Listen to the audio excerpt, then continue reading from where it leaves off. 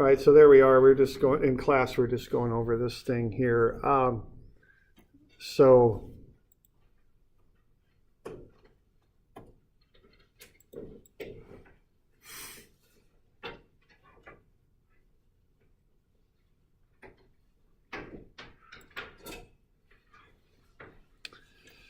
right, so you have that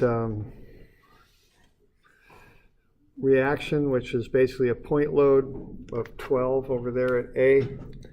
So what that does is it pushes the shear diagram from 0 up to 12. So this reaction right down here pushes the shear diagram from 0 up to 12. Then the slope of the line after that equals the value of the distributed load, which is -2. The area of this section right in here is -4, so that takes it from 12 down to 8. Then there's nothing going on, so the shear stays at 8. Then there's a -12 load that gets you down to -4. Nothing going on until you hit that reaction over there at E, which is +4, which takes it back up to 0. That couple does not directly affect the shear diagram. Okay.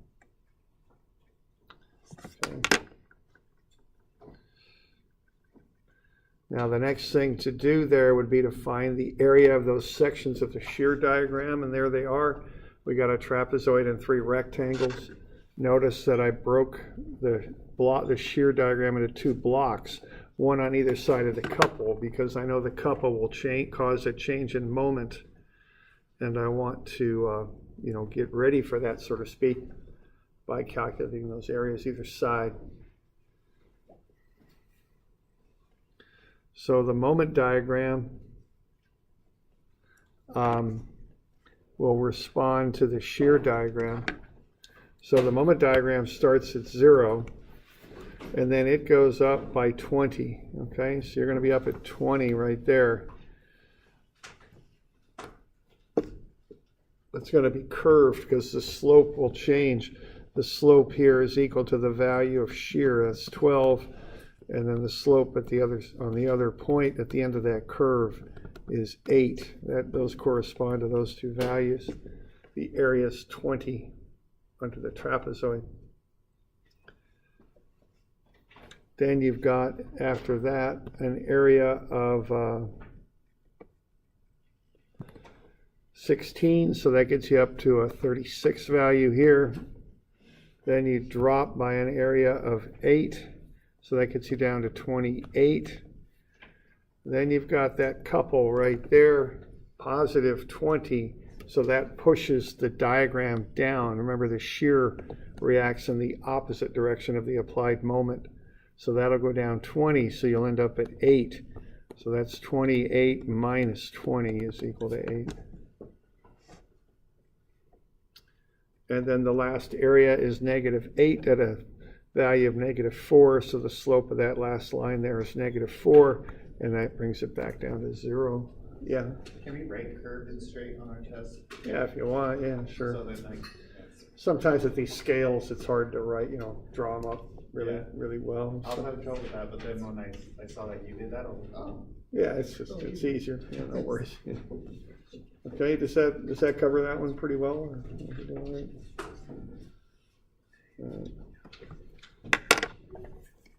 Okay, so there we go. All right, now let's finish up bending stress here with this example, if we're good with that. Okay, I'll get you a test review on next time. That'll be Wednesday. That'll be for the final. Can't remember when the final is. If it's either Monday or Wednesday in the afternoon. I can't remember. It says Monday here. Monday? Okay. Yeah, 3 to 5? Yeah. Okay. So that's what we're looking at for the final. All right. There we go. So, all right. So let's have a look at this. So what we're doing now is we're doing bending stress. That's stress caused by the bending of the beam. So when a beam bends, it stretches on the outside radius of curvature and compresses on the inside. So this beam's in tension at the bottom. and you see those laminations pulling apart. Okay, now the way you calculate the stress is you take the moment off the moment diagram, multiply it by C, which is the distance from the neutral axis to the outside of the beam, and then divide it by I for the beam. Okay, so that's how you calculate bending stress, MC over I. All right. Now what we got there is an L-shaped beam with a downward load on it as shown. And so we want to find the bending stress in the beam. Okay. So we got to find M, we got to find C, and we got to find I. So what we had time to do on Friday was to go through this shear and moment diagram. Shear diagram goes up from 0 to 600, stays constant until it hits to 2000. That gets it down to negative 1400. Then the reaction brings it back up to 0. Okay. Then you get the areas under the shear diagram, 4200 and negative 4200. So that gets you from 0 up to 4200 and then back down to 0. So when you design that beam, you're going to design it for 4200. Now what that is, so that's pound-feet. So what you would want to do here would be to figure out pound-inches on this thing, because the beam, when you look at C and I, they're in inches. So when you're in the English system, get these things into pound-inches. So what, 1 foot to 12 inches? Is that 50,400 maybe? Yep. Pound inches, okay. So there's the moment in pound inches. Okay.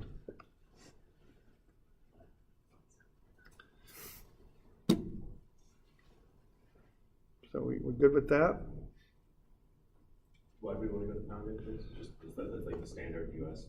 Yeah, it's kind of a standard US unit. The reason is when you calculate C, which is a distance from the centroid to from the neutral axis to the edge of the beam, and I, which is the moment of inertia, you do it in inches. So you want the units to match. Okay. All right. All right, so once you've got that, you can then find C and I. All right. So there we go with the moment there. All right, so to do that, you go ahead and find first the overall centroid of that beam.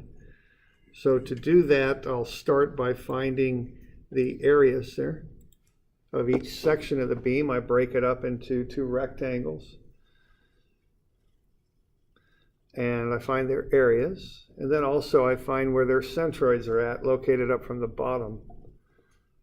So the area of that long rectangle is 10 by 2, that's 20. Its centroid is at half at 10, which is 5. And then the area of the little one is 2 by 2, which is 4. And its centroid is 1 inch up. Okay, so I get that information figured out.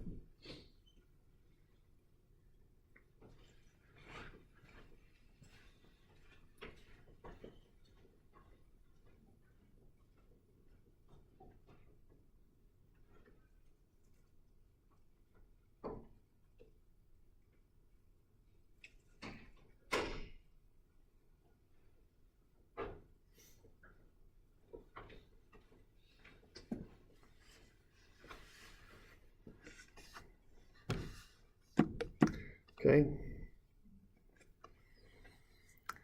so there we go with that. All right, now you can go ahead and fill in that table. We just got 2 rectangles, A and B. We just plug in their areas and their offset distances. Get the total area and divide that into the total A sub y, and you'll get the centroid. So there you go. So the area is 20, 10 by 2. Y bar for the top one there is 5. So an area of 20, Y bar of 5, we get 100 for a Y bar. And then you can do the same thing for B, area of 4, y bar of 1. 4 times 1 gets you 4. Add those up, you get 104. Add the total area up, you get 24. So 24 into 104 gets you the y bar, which is 4.33. So that's, probably about where you'd expect it to be, right about there. Okay. So that's where the neutral axis is on the beam. It's on the centroid for the whole face of the cross section.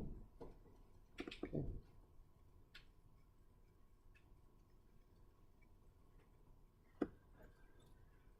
All right.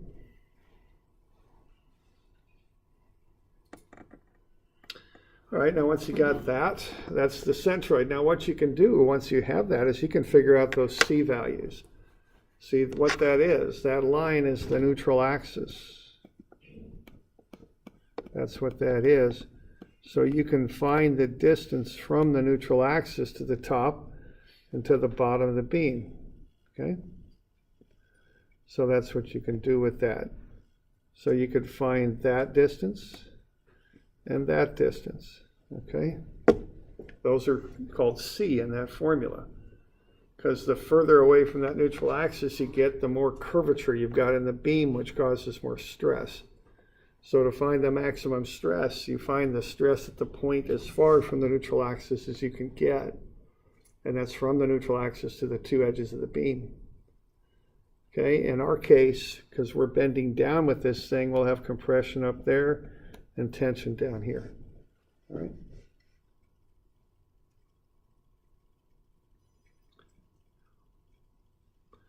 So there you go.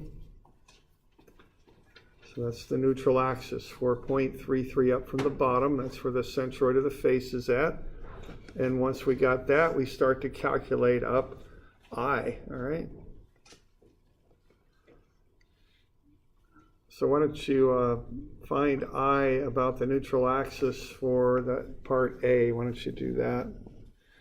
So see if you can find I for this thing right here, that rectangle. If you've got questions, let me know. See if you can knock that out.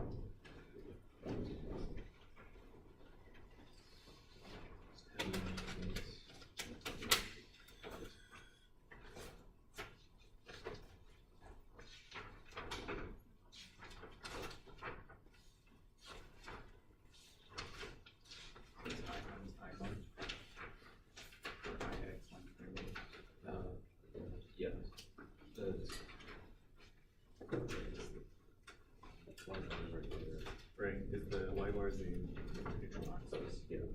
So this is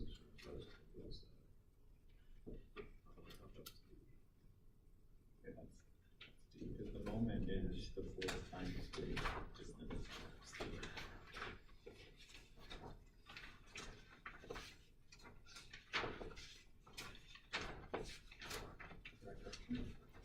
Oh, wait.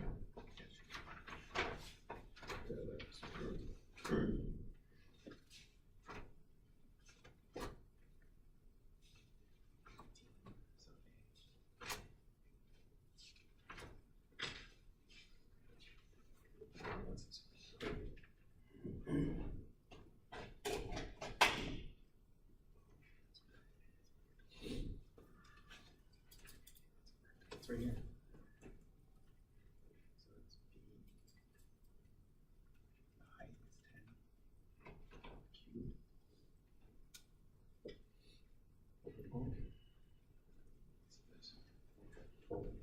Oh, okay, sorry, 2.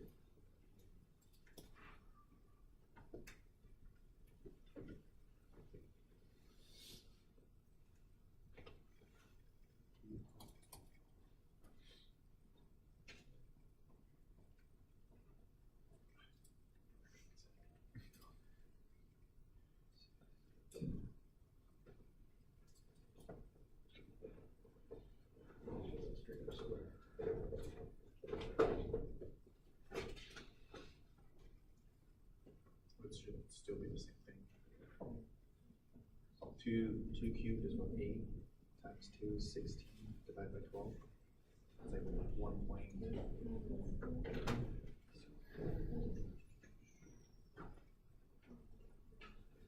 Was it going all right? You had an H cubed over 12. 1.5 or something. Find the area times the offset distance squared.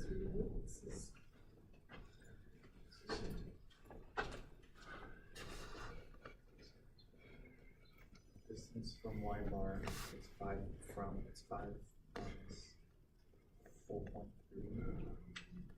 So you're doing half of the length, which is 5. And then you do 5 minus Y bar.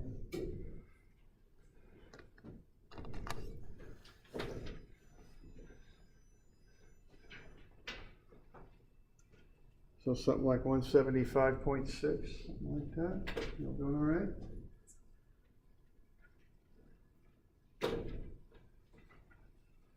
Any questions on that? Let's do that at 8. It's this part, okay. Yeah, we're doing it. Yeah, right. I was confused. I see. Yeah, I just cut it a little different. You could do it that way. If you wanted to. Right, you guys all right?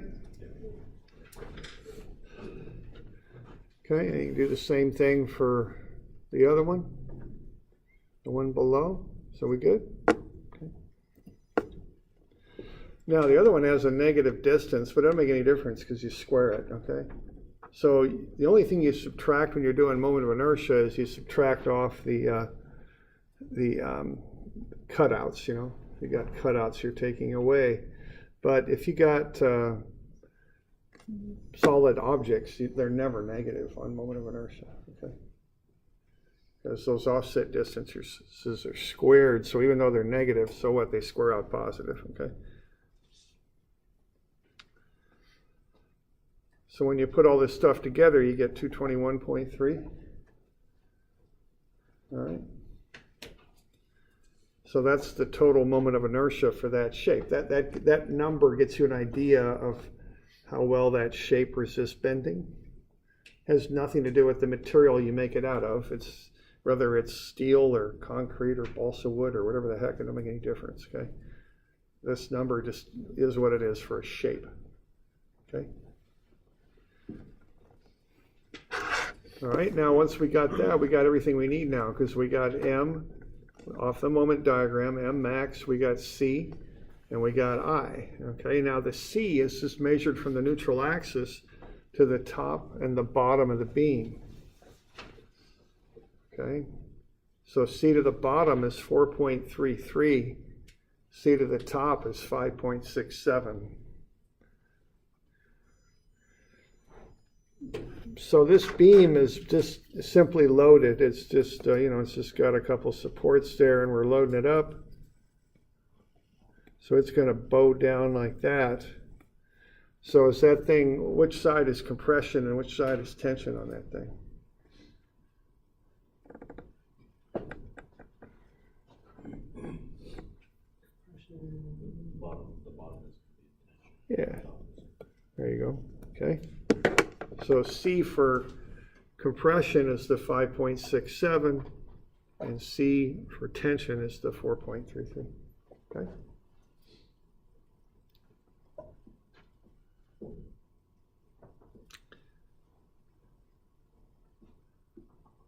You all right with that?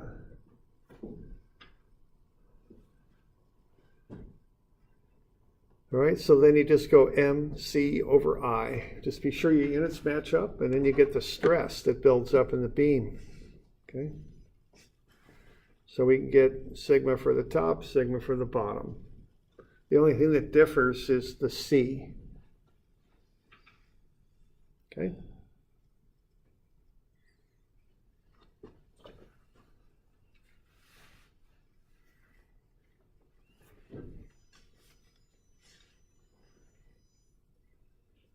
Any questions on that?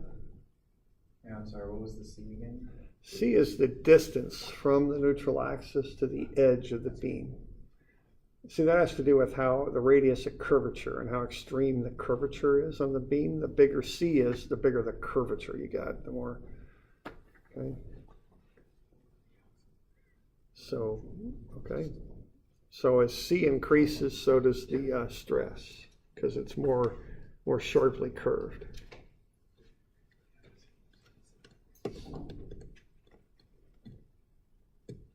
Okay. No, no, but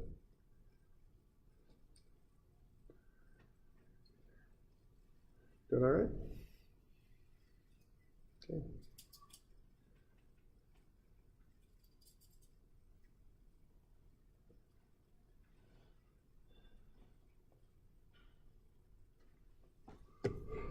All right, so that gets you the stresses. Now, you can look at what you're making the beam out of now. So, if we're going to make this thing out of Douglas fir, the allowable stress for Douglas fir for compression is 1100, and for tension it's 1300. Okay, just for example. So, is this okay to make this out of Douglas fir?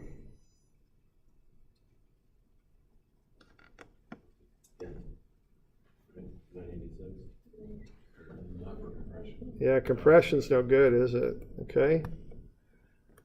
So if we're going to make this thing out of Douglas fir, we've got to maybe make it bigger, something like that. We've got to do something. Now, wood really varies. So, you know, they use very conservative values for these allowable stresses for wood because of the variation in it. But by the code, we're not going to do that. Okay.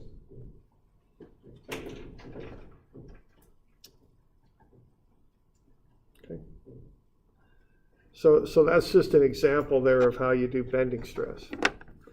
And that's one of the primary things you design beams for. The general rule is long beams will are designed for bending stress because the long length gets you a lot of moment arm, which increases the moments.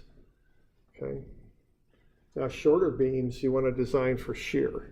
Okay.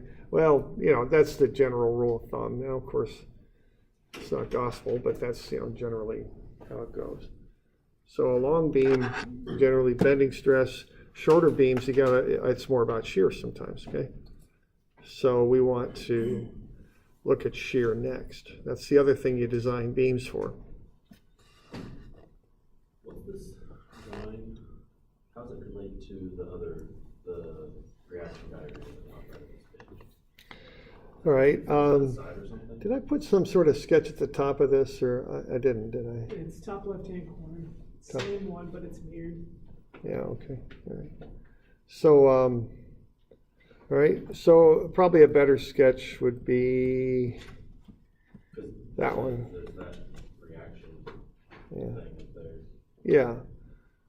All right. So what I'm doing there, I'm showing the cross section of the beam. So here I'm representing the beam as a line only.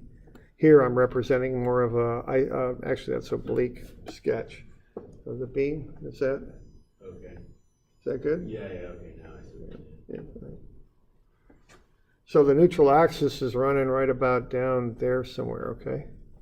Because the centroid is right about there. So on the cross section, the centroid's here, and then we're just running it down the length of the beam. So that's where the neutral axis would be. So above that line is compression, below it is tension. Okay.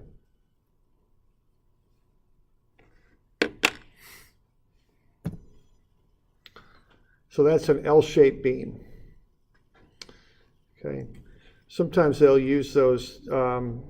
This building actually has L beams in it. It's old school precast concrete, so they've got posts every 30 feet, and then they've got L beams running, and L beams and inverted T beams running across the posts, and they run roof beams between the L's and T's.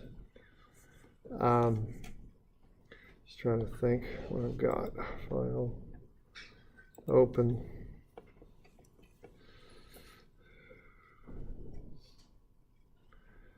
Strain energy, bending stress, shear and moment inertia. There we go.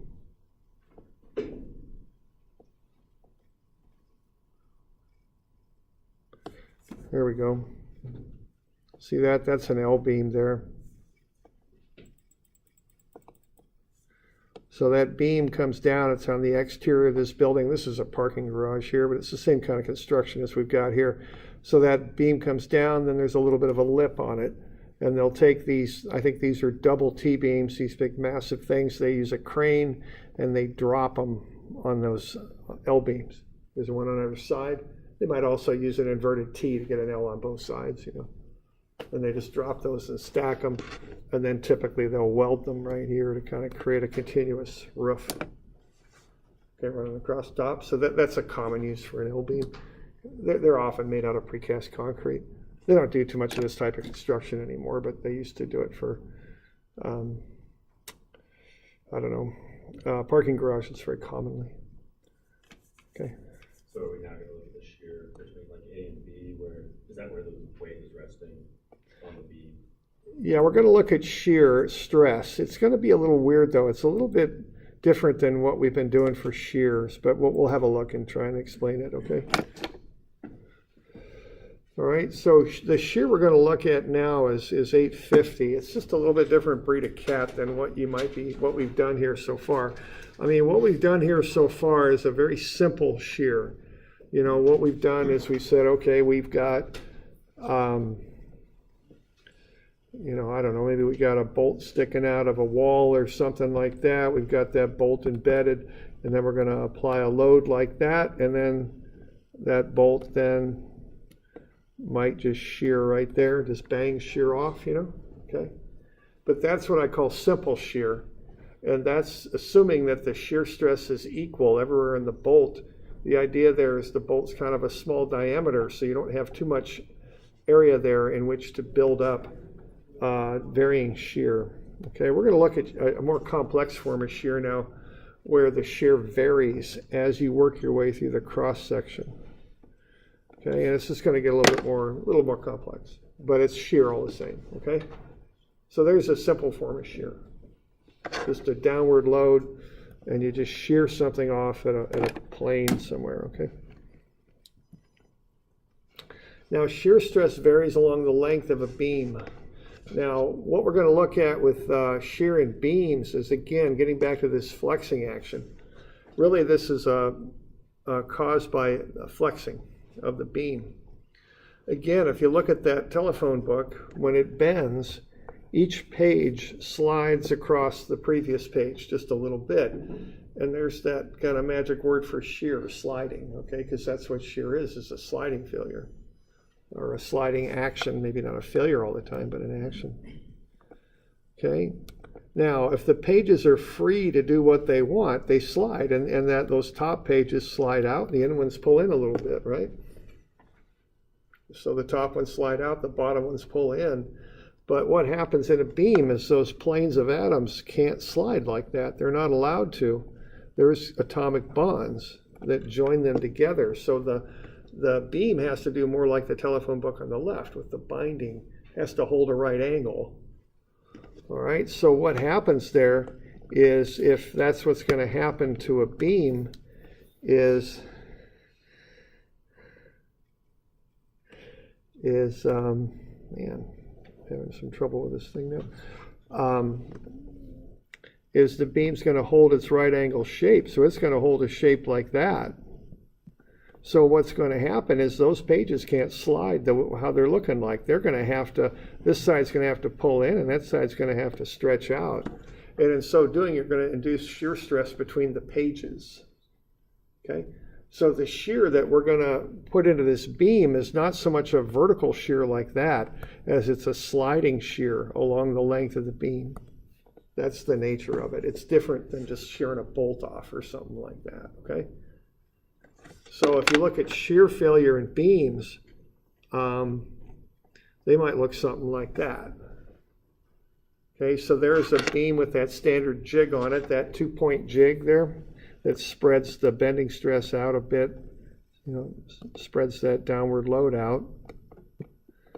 Okay, and what happens is that beam will bend, and notice the shearing going on there between the horizontal planes. See those, the 3 failure planes in that beam, because that thing got bent. and the glue couldn't hold and keep the beam together, so the beam's sliding like the phone book did, or like a pack of cards when you bend it. Each plane is sliding across the other, okay? So that's what shear does in a beam. It's different than just knocking it right off like you'd shear a bolt. It's a different thing, okay? And the reason is you got a real deep cross section here, so you got room where you get a shear distribution across the beam. So it's a little bit trickier than just a V over A. There's more to it. Okay. So where all those 2x4s are still in line with each other, is that maybe the neutral axis? Well, the neutral axis is right down the middle here. Actually, that's where the stress is maximum, right at the neutral axis when you're shearing. But you know, you got a lot of variables here. You got the shear stress, but you've also got the strength of each glued joint and all that. You know, there could be a lot of variability on that one. Okay. All right. So let's do the fancy derivation here, then we'll get down to the formula. Okay, this derivation's got a little bit to it, but you know, it's all good. Like I said, I don't test you on derivations, right? I just show you what they look like. All right, so we got a beam, we're gonna load it, we're gonna pull a chunk out of it, a little DX sliver, you know, one of those little infinitesimal little things, pull it out, and what we're gonna have are slightly different forces on either side. These are actually normal stress forces caused by bending, okay? F1 and F2, they vary just a little bit because they're just a little distance apart. So if you take the difference between F1 and F2, what you get is the shear stress that builds up on that plane, tau, okay? Well, actually, that would be more like V, I guess, because we're dealing with forces. So what tau is the difference in F1 and F2 divided by that horizontal area right there. That area right there, divide that into the difference of F1 and F2, you get the shear stress, the force over the area. Now what that horizontal area is on the inside of the beam is the thickness of the beam times that little dx distance. You could call it dx or delta x, either one. So T dx or T delta x. Okay.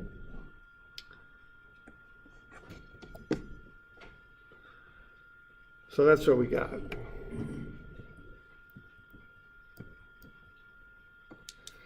Okay, so the shear stress is F1 minus F2 over that horizontal area. So that's delta F, which would be delta V, because commonly, for whatever reason, we call shear force V over that horizontal area.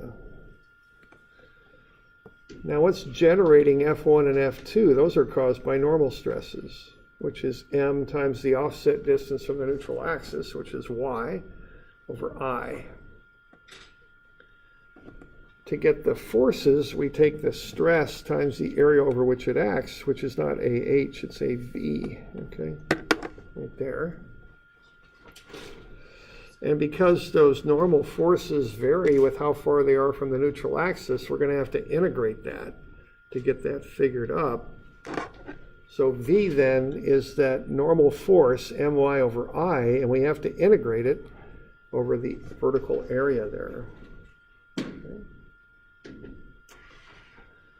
Now M is off the moment diagram, and I is just the moment of inertia for the beam, so they're constant, so they can come outside of the integral sign.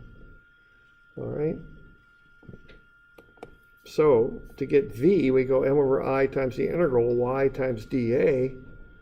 Now to get delta V, which is what we want, we go delta m over I times the integral of y dAV. Now to turn this into shear stress, we're going to take delta V over that horizontal area. Okay.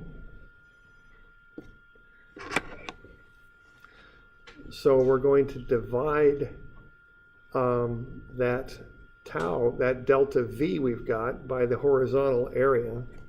That'll get us our shear stress. So now we got the change in shear, delta V over the horizontal area. That'll get us the shear stress. So what we got is delta M over I times the integral of y dAV. Okay, so that's the delta V, and then the horizontal area is delta X times T. That goes on the bottom. Okay. So now what we got to do is collect all the terms.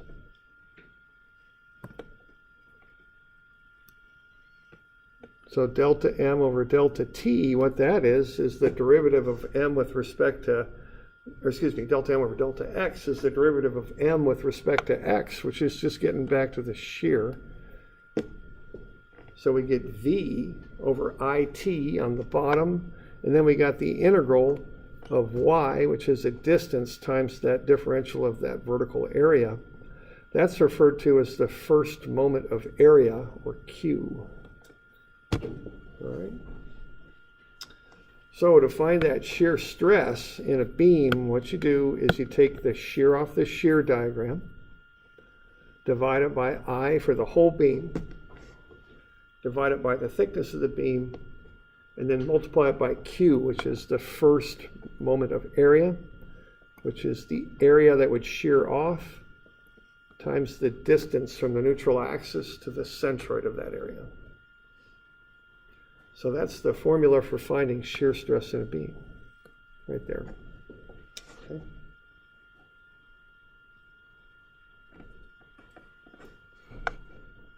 So that's the keeper right there, and that's on the back of your formula sheet. You just want to remember what all the terms mean. So V is the shear off the shear diagram. Q, I give you the formula for it as AD. A is the area that would shear off. D is the distance from the neutral axis to the centroid of that area. So remember that, okay? I is the moment of inertia of the whole beam, and T is the thickness of the beam. But remember the Q, because what I remember from a lot of years here of teaching this class is that's the hardest thing for people to remember. So get that one in your memory bank somewhere, okay? What Q is. What A is the area that would shear off. D is the distance from the neutral axis to the centroid of that area. Okay.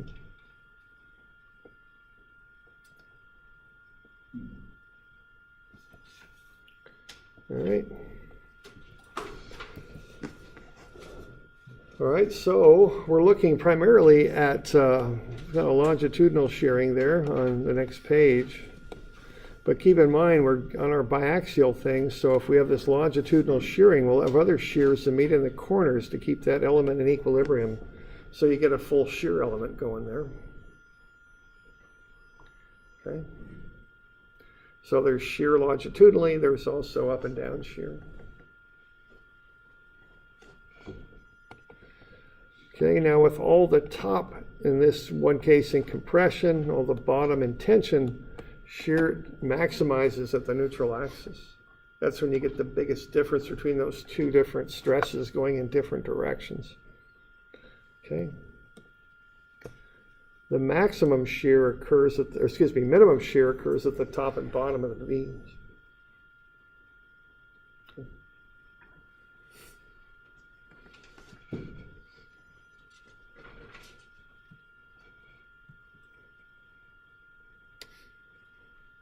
All right.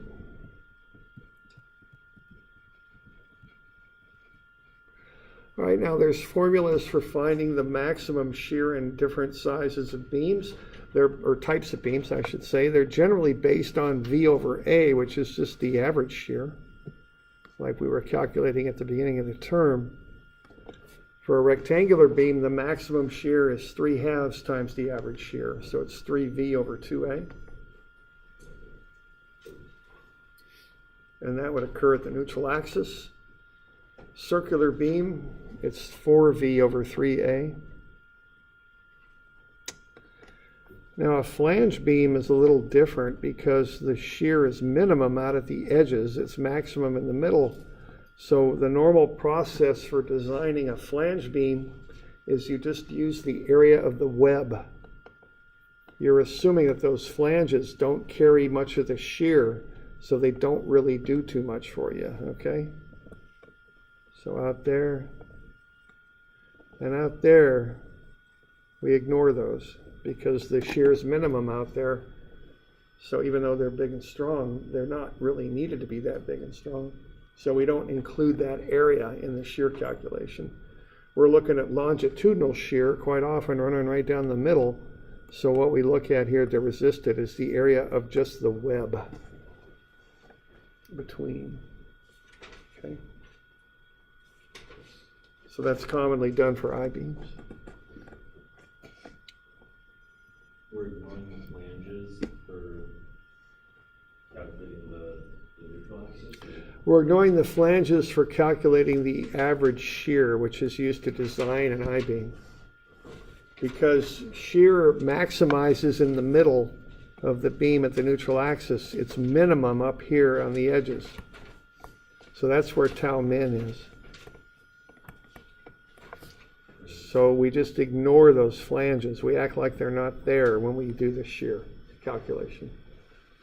They're not resisting much shear anyway, so we just kick them out. And we just, this is more of an empirical deal. You know, they just use the thickness, the area of the web for calculating it. And, you know, there's no real deep theoretical derivation of it. It's more just common sense kind of thing. When they look at it, they go, okay, the flanges aren't doing much. We'll just kick them out. Yeah. Okay. Is it like a simple correlation between, like, say it wasn't a flange, maybe it was just like a 2x4, Mm-hmm. like have it standing tall. Yeah. And you push down, like you're gonna calculate the shear with that equation, but then if you put it on the side, it's still like the same surface area throughout the thing, but the main factor is gonna be like the versus y instead of the top. That's what's gonna change the whole thing. Yeah, the shear. It's gonna be your distance to the centroid from the base. It's the same object, but it's the same area, but different height. You know, what you're saying makes intuitive sense to me, but what I'm seeing in this formula is it's just area. That's all that makes a difference. Because like the flanges are gonna have a lot of area, but they're flipped over. So, Oh, if you're doing it, well, are you talking about a 2x4 or a well, flange? just anything. Yeah, it varies depending on what the shape is. Right. Rectangular, I think, you know, we're talking here in class about taking an I-beam and flipping it from its normal position when we make a beam out of it, which would be something like that. To, let's see, that would be more like that, wouldn't it? Come on, get out of there. There we go. All right, so that would be the normal way to do it. And when we're talking about, well, okay, what happens here if you take an I-beam and do this with it?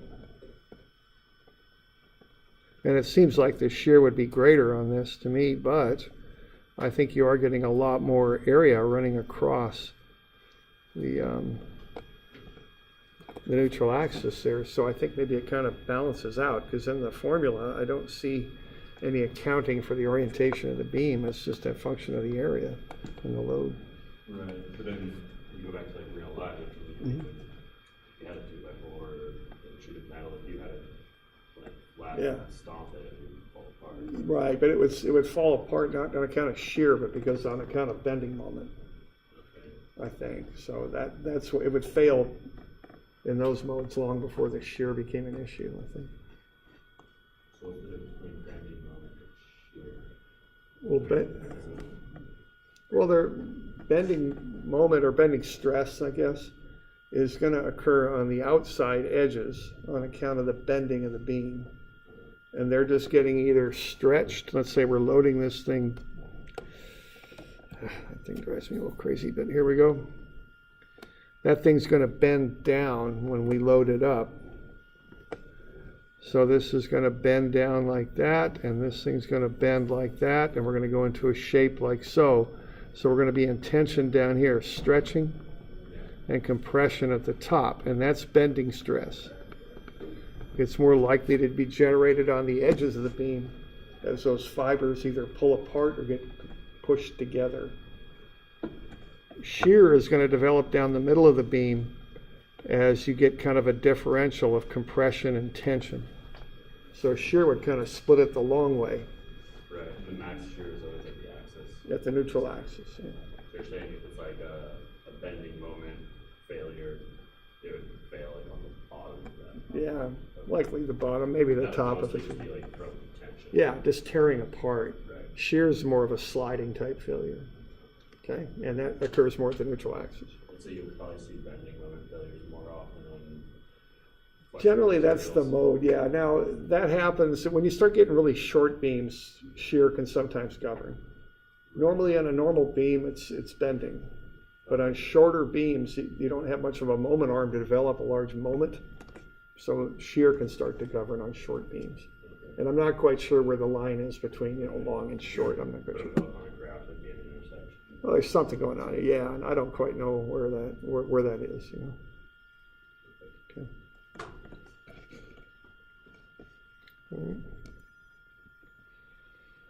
All right, why don't we take a break here, and then we'll look at a shear example.